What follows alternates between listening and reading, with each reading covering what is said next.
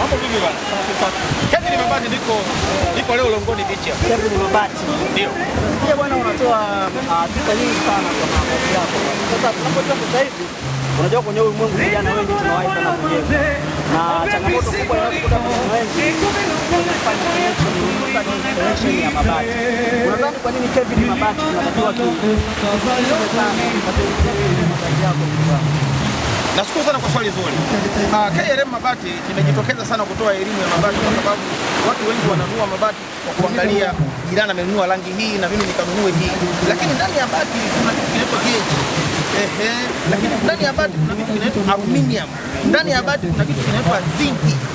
Hivi vitu siri yake unaitwa.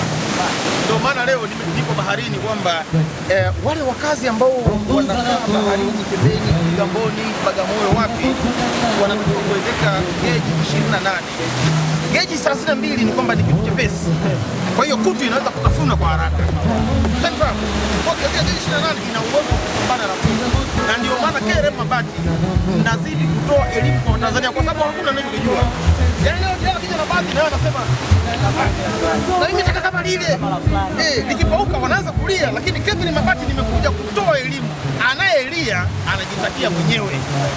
Yes. Kwa hiyo ukiwezeka bati yenye aluminium na madini ya kutosha, hususan kwenye kampuni hii ya Sunshine Investment Limited, ni kwamba unakuwa umewezeka bati ya mkataba. Naposema mkataba manake utaolea humo, usijisikie kama umeoa, unazaa watoto humo, utasomeshwa kwa kuwa ile bati haitachakaa. Itaendelea kuwepo miaka na miaka. Sasa unajua hii ni program ambayo watu wengi sana wanaweza wakaiona. Kwa shule labda mimi niko Mwanza huko au niko Iringa au na wenzaje kusikia unapata mataji. Ndio mbali. Wote ambao tunajua sana. Iko hivi, mteja ambaye yuko mkoani unaingia kwenye simu.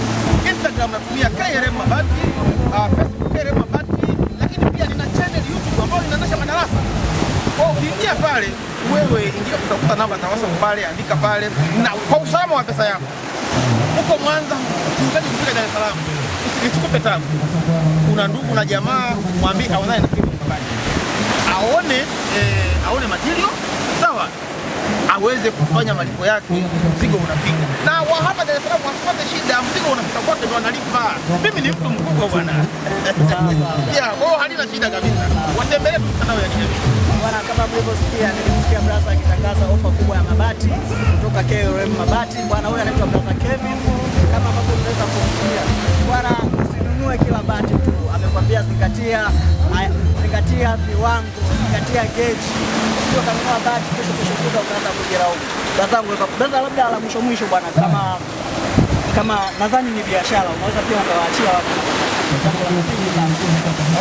Mimi ni mkubwa sana katika mitandao ya kijamii, lakini ngoja niwatajie.